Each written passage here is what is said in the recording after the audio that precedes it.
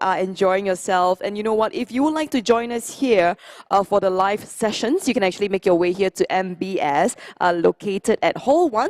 We are at level 1. You can't miss us out. We do have signages all around. So please come on over and join us before 2 p.m. You can actually purchase your tickets on site. Now with that, I hope you are all set and geared up for the next panel discussion. In fact, we are going to dive into the topic of enterprise blockchain in ASEAN. Okay, so without further ado, please join me to warmly welcome Haslin Kim, co-founder and CSO of Supra Oracles, Karl J. Weaver, Global Business Development Director at Atos.io, Paul Kang, co-founder Antasoft, Zhang Haisheng, CTO EZAC Tracker, Zuling Farmer, and this session we are glad to have Aurora Wuling Dumel, French Tech Blockchain Lead French Tech, to moderate this session. So without further ado, shall we give them a big round of applause?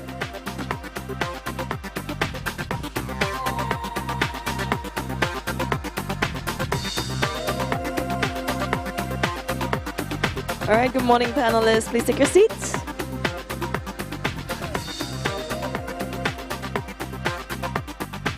And anytime you're ready, take it away.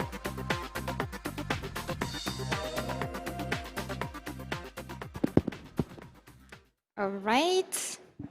So welcome, everyone, and welcome to the Enterprise Blockchain panel. So today we have 4 amazing speakers who are going to talk about this interesting topic. So talking about enterprise blockchain, the first thing to note is that there are many types of enterprise blockchain. So either consortium blockchains, private blockchains, hybrids, or even sometimes public blockchains. So let's start with the first question, which is, what are some successful use cases you've seen implemented in enterprise blockchain? And what value do they provide to people or to businesses? Maybe Karl, do you want to start first? Oh, thank you, Aurora. We've been involved in public and private blockchain platforms for enterprise. So for Ethereum-based platforms, we have something called a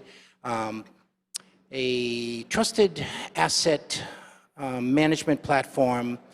And this is an interesting platform based on electric vehicle charging in Asia.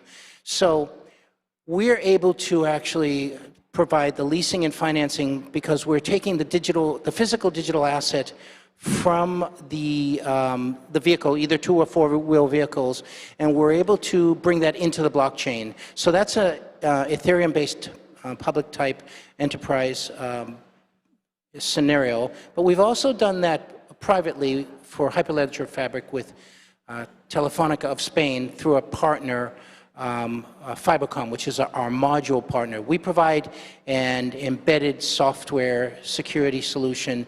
It's actually a middleware framework client called the Boat. And with that, we embed into the module and we provide a hash with a hash which converts to a digital signature, a digital fingerprint, which is uploaded into the blockchain. So actually we have 2 enterprise scenarios, both public and private, for enterprise. So that's what we're doing. Some of the things we're doing, just some of the things. Okay, interesting. Haishen, since you're working on IoT. Yeah, okay. So I'm from Zuling Pharma, and the product we are doing is called Easy Tracker.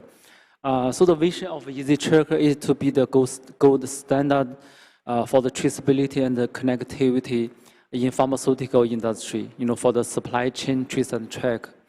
So this is also based on the Hyperledger Fabric, the enterprise blockchain. There are some reasons why we choose Hyperledger Fabric because of the security, the modularization and the performance, everything, yeah. So currently there are 6 main offerings. Majority of them are helping to solve the 3 key things. The traceability across the supply chain from end to end, trust from the consumers, and the transparency from the manufacturer, supplier, the distributor, and all the seller side. Yeah, so some of the solution, the offering, including the trace and track authenticity of the drug, and the sales rechanneling of the, from the one market to another market, from the high margin market to the low margin market. And also, we also have the coaching trace and track, together with the IoT device, same as the use case from Karl. Yeah, recently, we also work for to protect the environment, to have the e-leaflet. Previously, all the leaflet are packed in the box of the drug. So currently, we digitalize that, and then we put the e-leaflet in the blockchain network. Yeah. So still, we are working with the partners and the government for more use case, so that we can have more and more from end-to-end traceability, across the whole pharmaceutical supply chain industry. Okay, very interesting. How about you, maybe Hesling? Yeah, I think that it's an interesting space diving in between Web 2 and Web 3 when you start playing into public blockchains that are using permission features. And there's this obvious divide between DLT networks and public blockchains. Where we play Super Oracles, we're trying to bridge both Web 2 and Web 3. And there are incredible initiatives going on across the space. For instance, Project Greenprint that the MAS has put out. It's essentially quantifying and trying to reduce carbon emissions globally. These type of projects that are put out by regulated bodies, by legislators that are enabling both public blockchain infrastructure or DLTs, I think really helps push the industry forward. So, other initiatives by groups, local groups and enterprise like Razer, the gaming hardware manufacturer, they're diving into this ESG data marketplace type of space, along with other opportunities in the gaming sector. I think is a really strong opportunity that we're seeing, a massive amount of, a very large catalyst for retail and consumers to start moving into this blockchain sector as a new wave of adoption. Following from that, creator economy type initiatives, we've got some large partnerships and ongoing relationships with different large media platforms. Would love to say the names yet, but we're still under NDA. Coming out soon.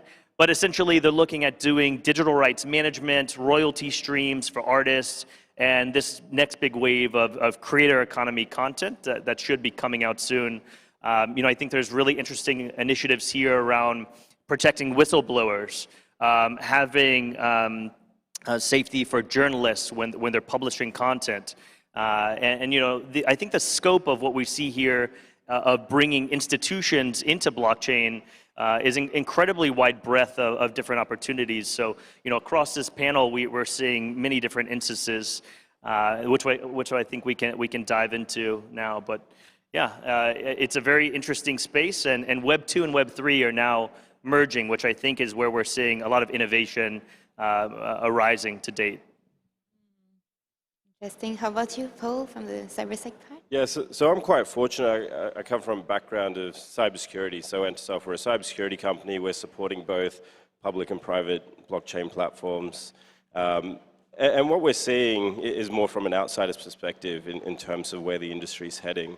But in terms of use cases and so forth, like Heslin mentioned, the gaming space. So one company that comes to mind is Epic Prime, where they connect digital brands, artists, celebrities into the metaverse space, and really working with the gaming industry to create NFTs, spin them up in 1 week, but it also drives that consumer adoption.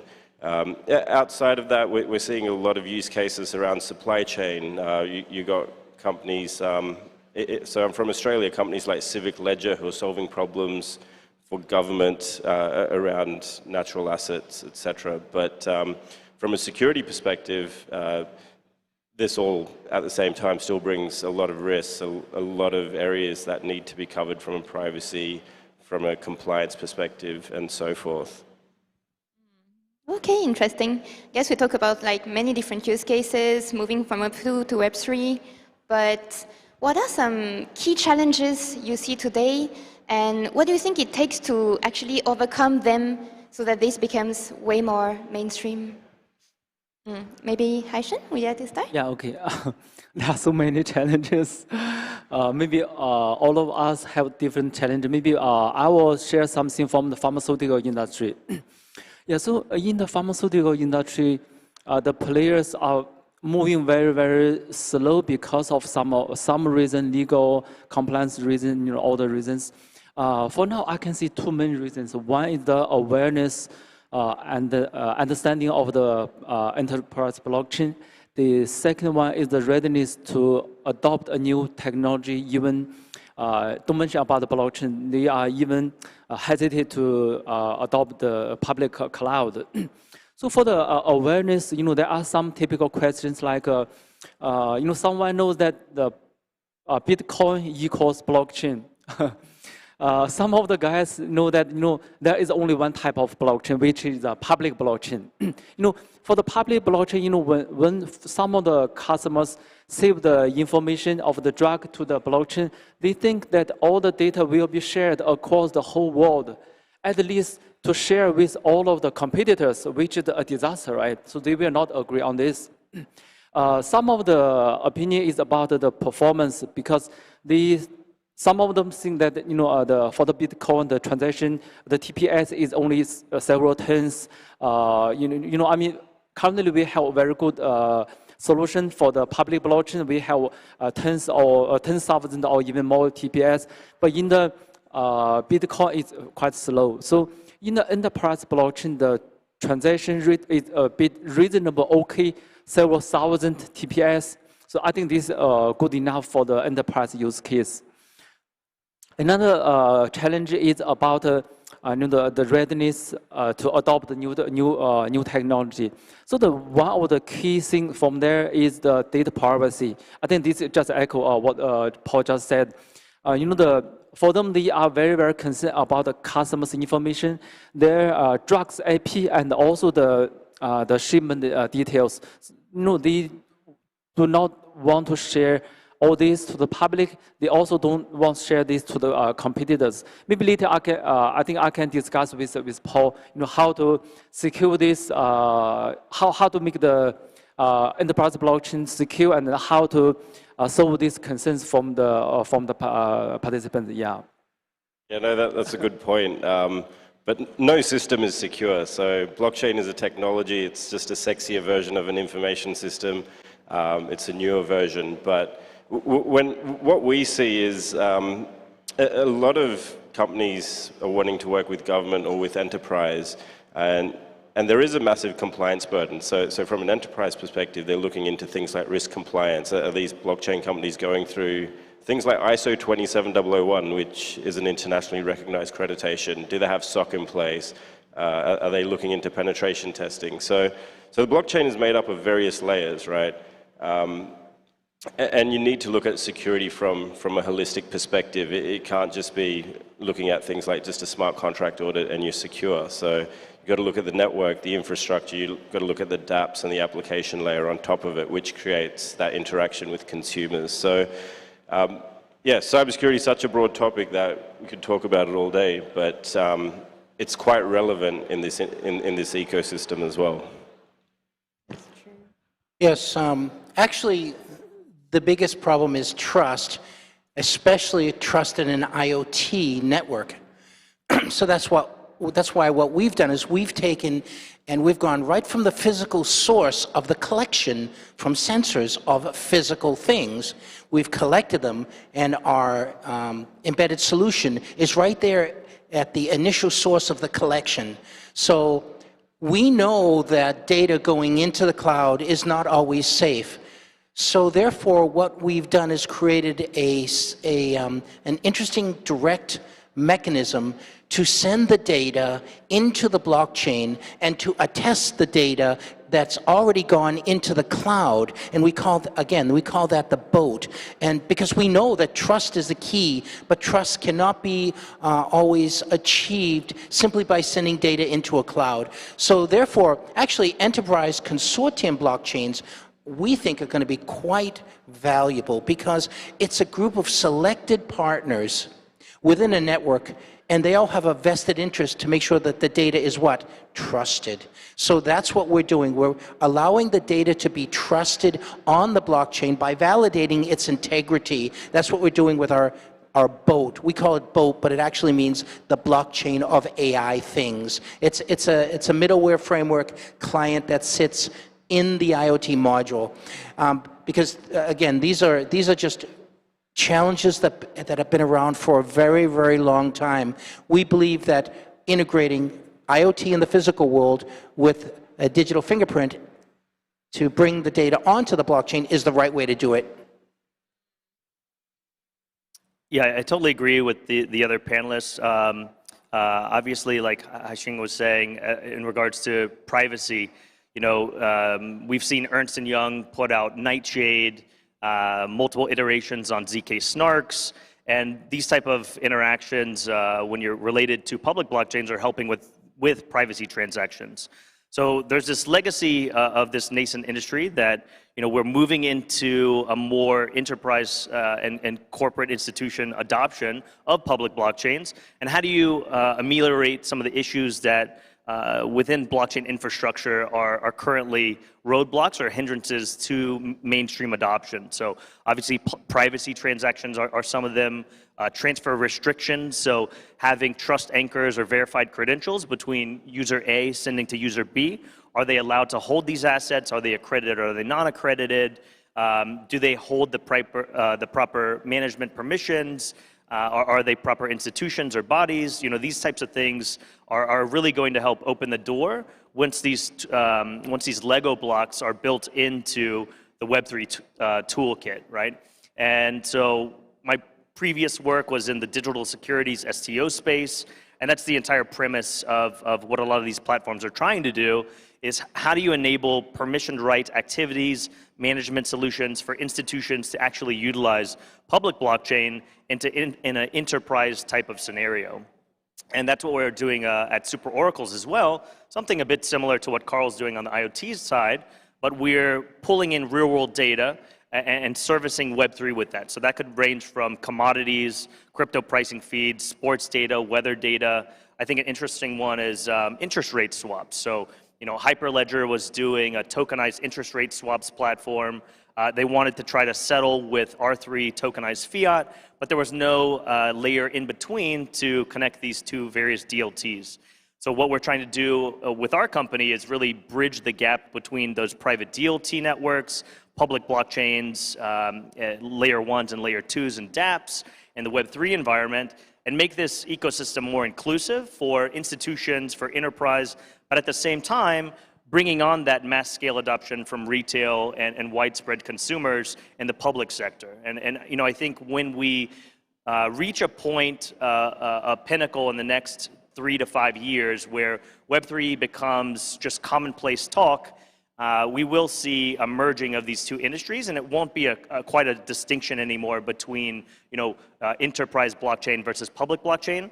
I think we'll find a fair, solid point and meeting ground where they merge together, right? Where we found the components of public blockchain that fit enterprise use cases, NFTs are an interesting batch of technology that's really brought mainstream adoption, awareness to the industry. Now, I'm not a full proponent of things that have happened to date, but I think it's a really interesting, innovative use case to onboard and make people more aware of what's going on with these type of technologies so that they can start learning about them. Education is the first step, and then moving into construction, development, and actually building from there.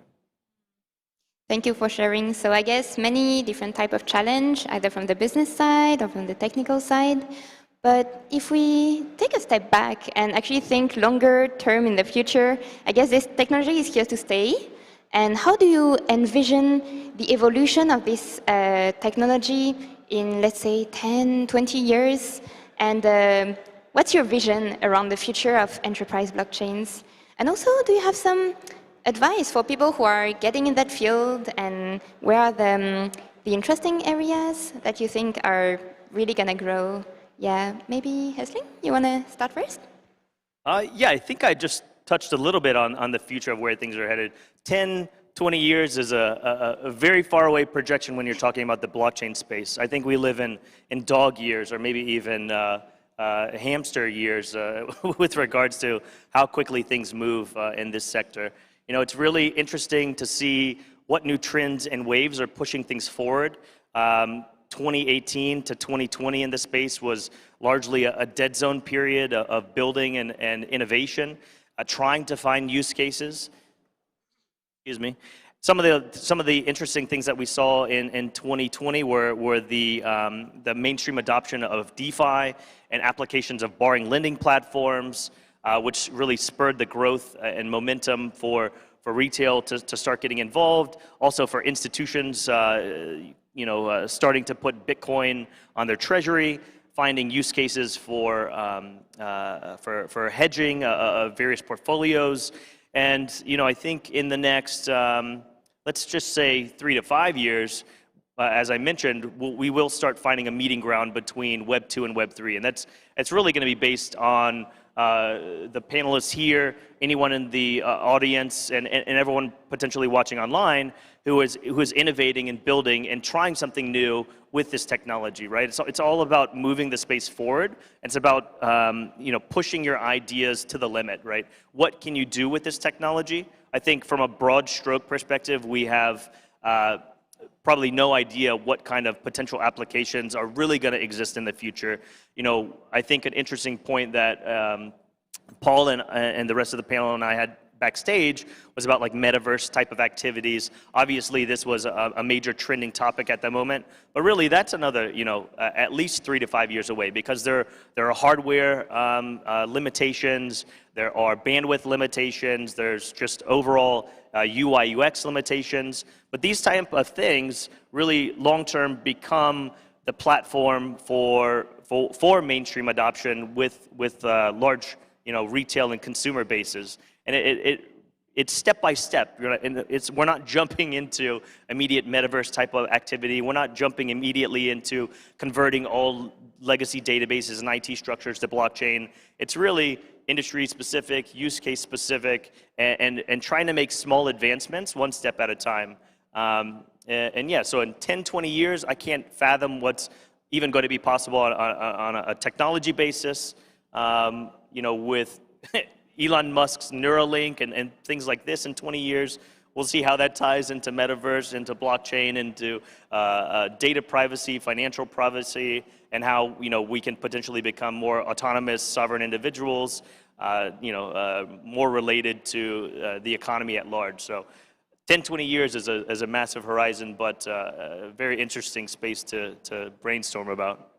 Let's say 5 to 10 years then. Well, I just bumped into Nostradamus in the corridor. He was right over there. I'm joking. But we think that Web 3.0 is going to be extremely critical. I think one of my shoes is in Web 2.5. I think the other shoe is approaching Web 3, right? But according to my CEO, who's left the building, he is an Elvis, I'm not in Web 3 yet, but we believe that Web 3 is going to be very critical.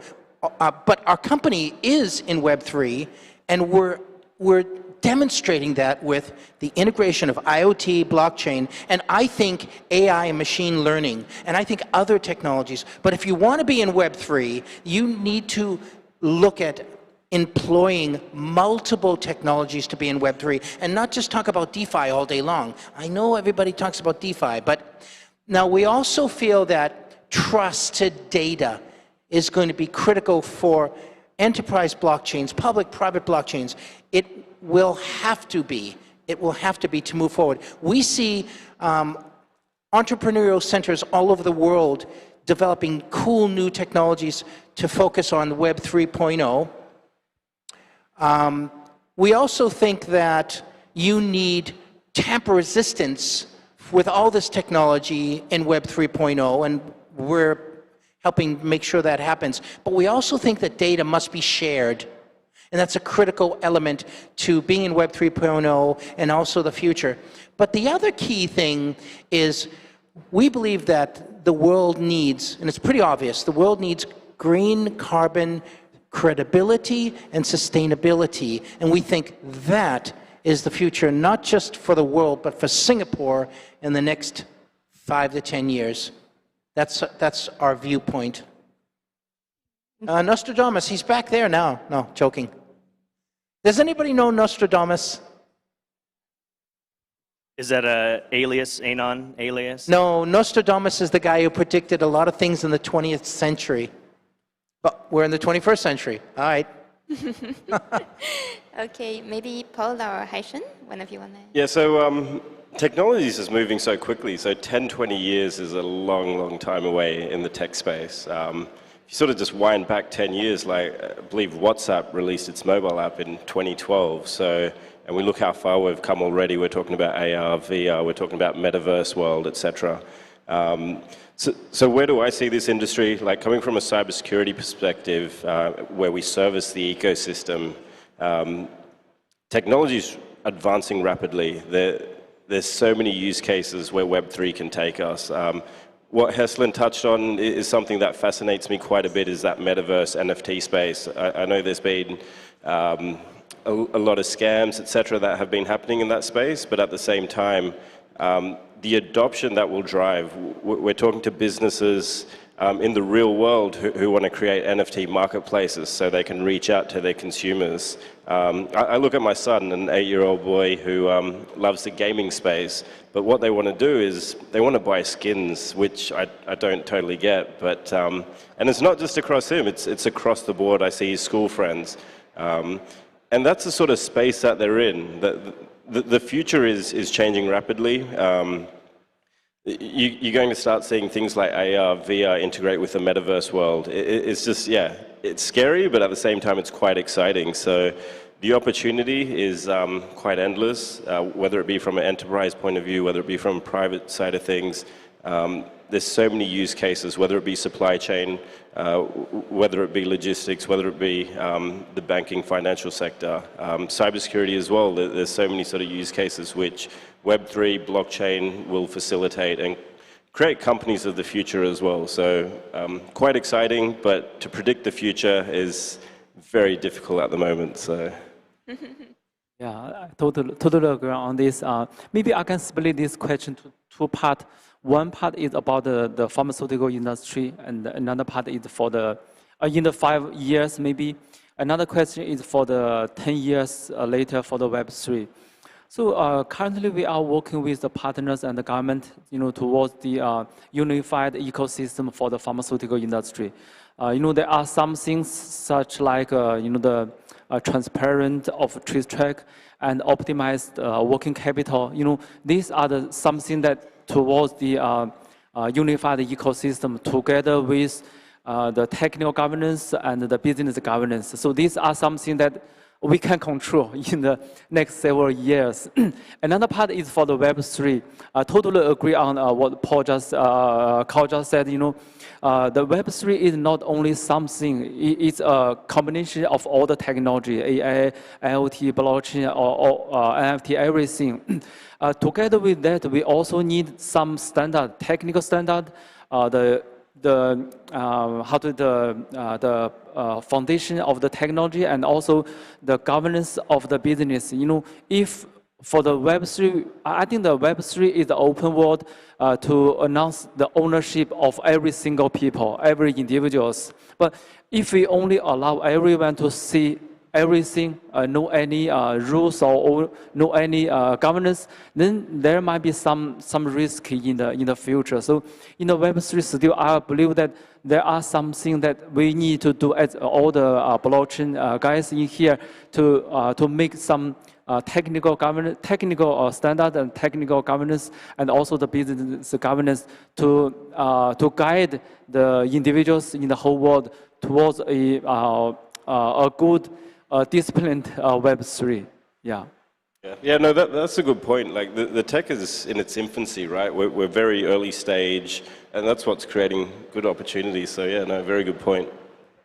I did want to also bring up again about, I think it is incredibly fascinating that a small closed group of developers could create a platform that changes global financial institutions.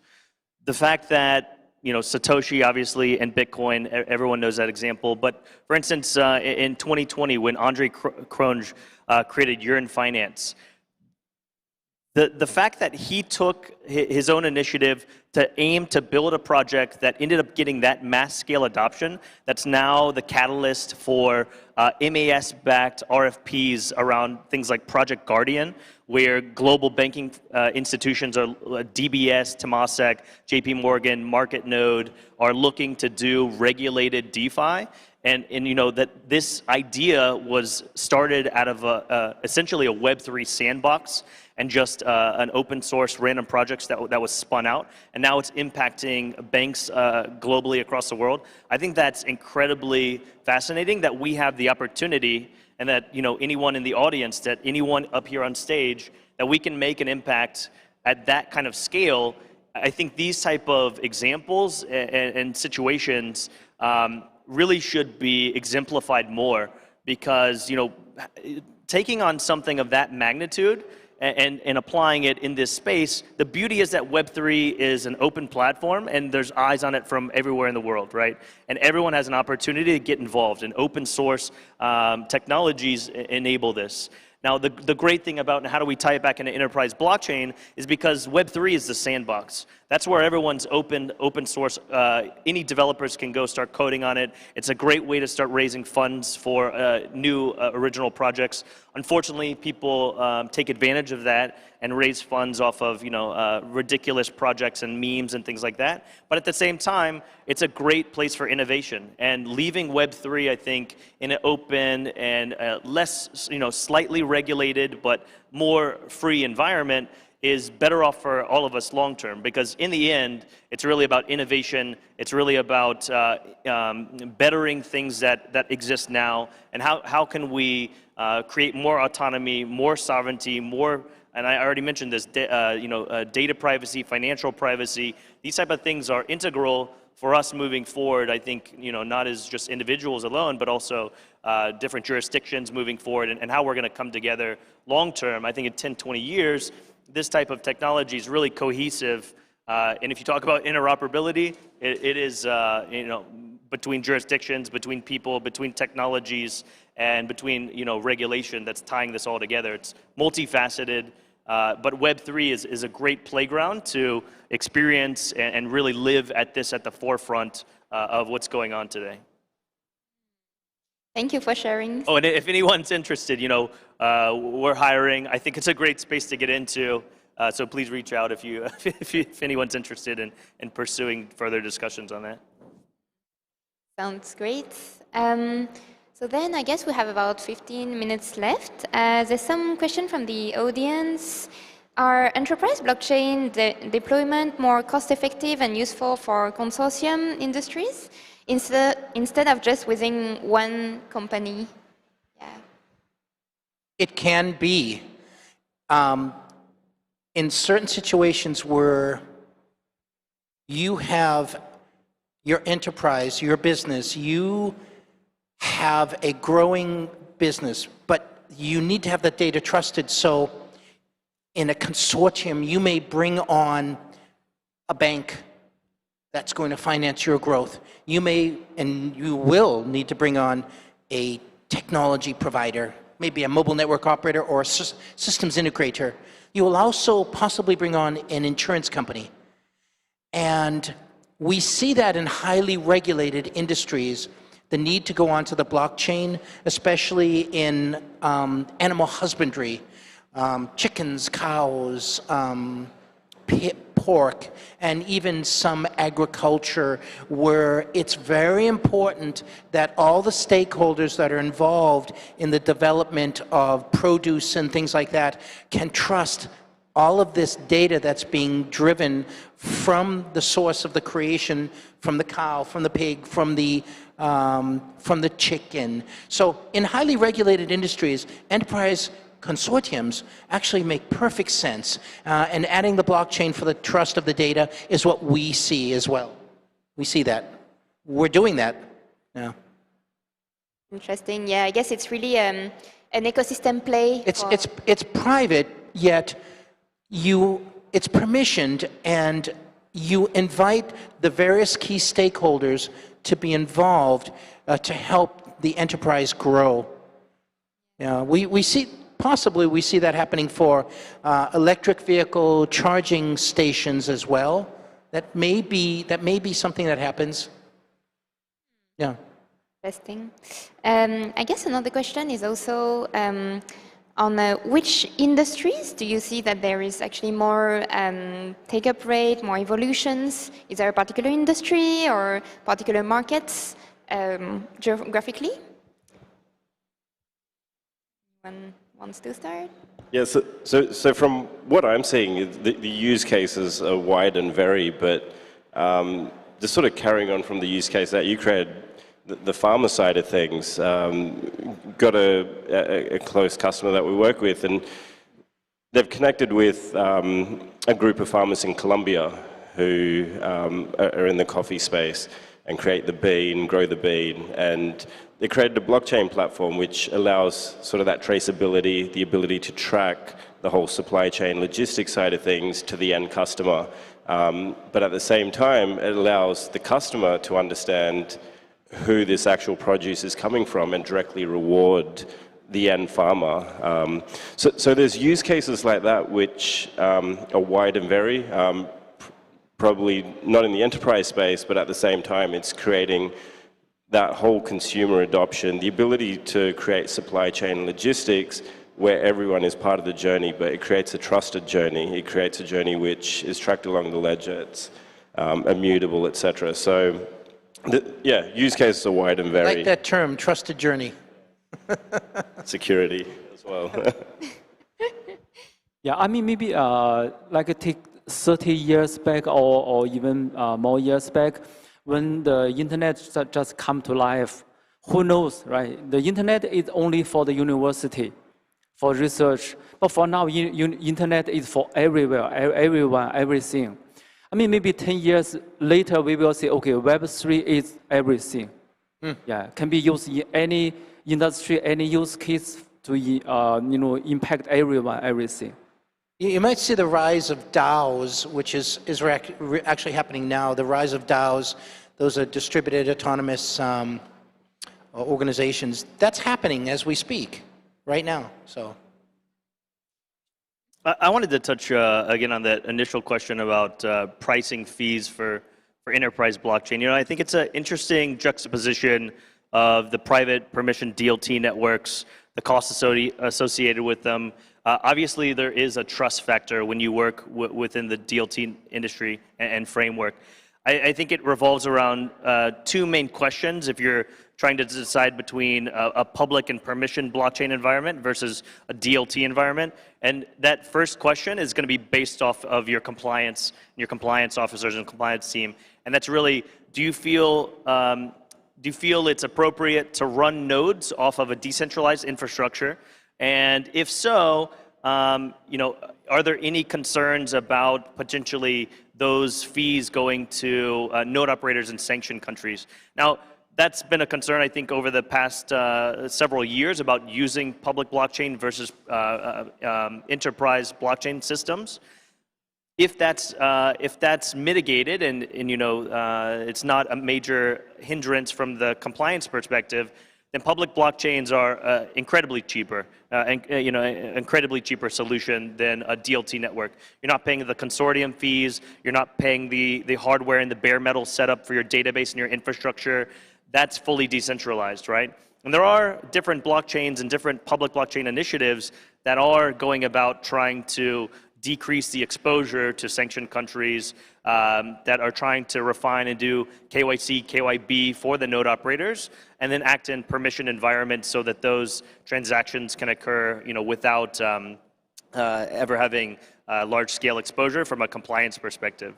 So on a cost-to-cost basis, public blockchain largely enables a lot of cost mitigation and more efficiency for actually running a network, and especially in these POCs, right? A lot of institutions want to run POCs. You see groups like ASX running with R3 Corda,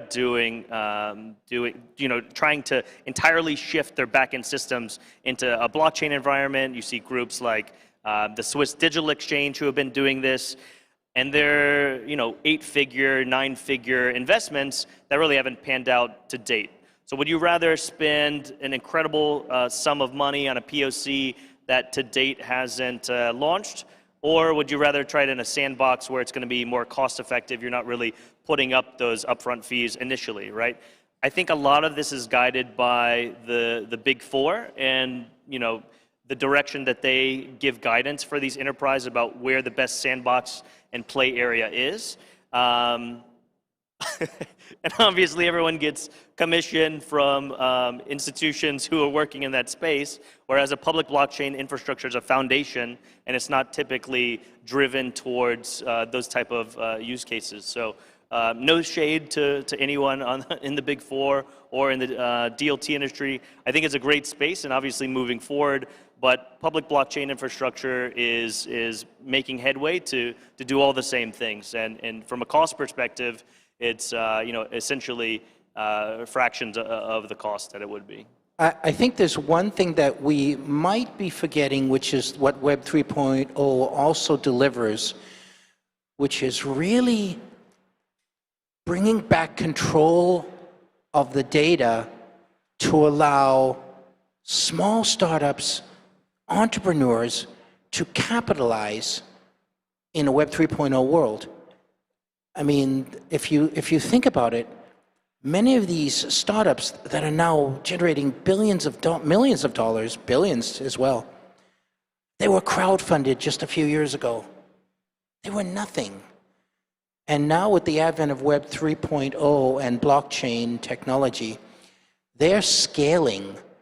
So when you talk about giving back control of the data, it also gives back control of your self-sovereign identity, which we really haven't touched too much upon, but it's a fact, it does. And it allows you to monetize that data as a small entrepreneur who's growing their business.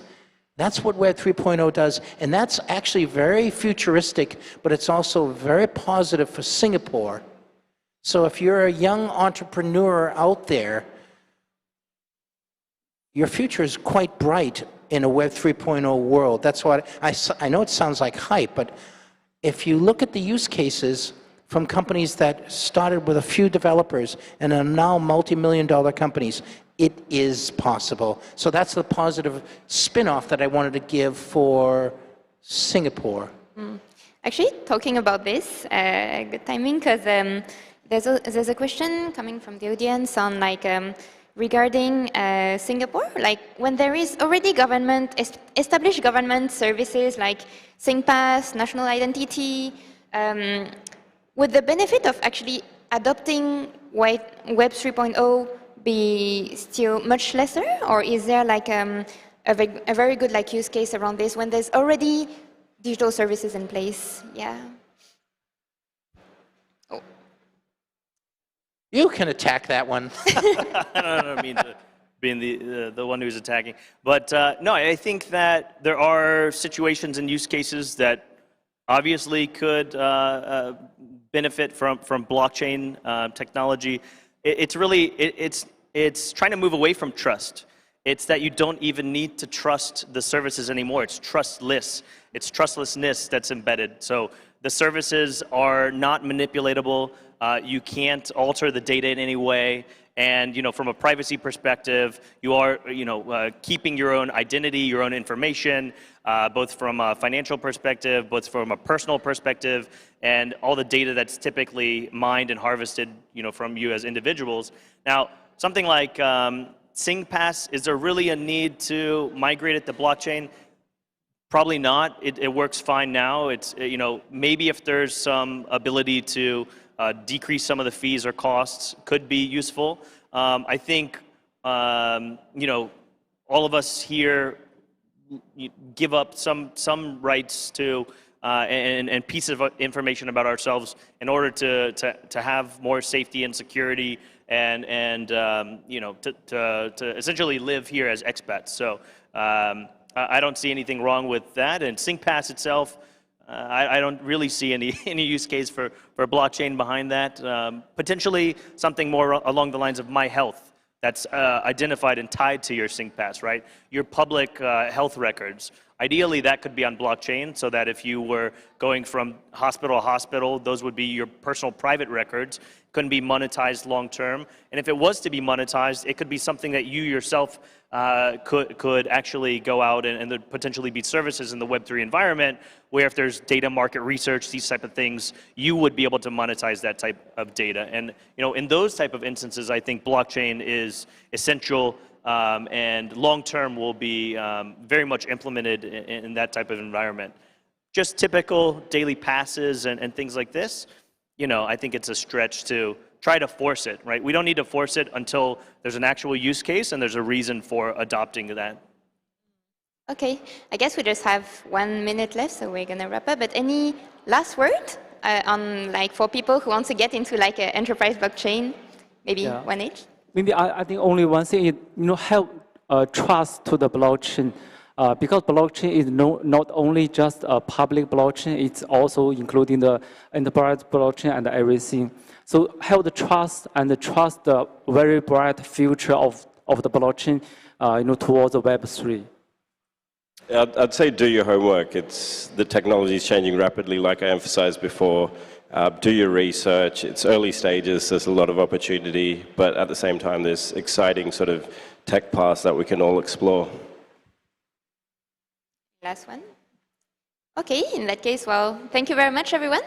And thank you to our speakers. Thank you, everybody. Thank you very much. Thank you, everyone. May we just have you to smile for our cameraman. All right, we're going to have you to be up on your feet to join us here at the center of the stage area and give us your biggest smile. Thank you.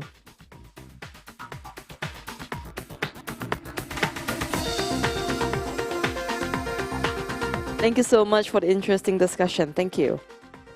Thank you.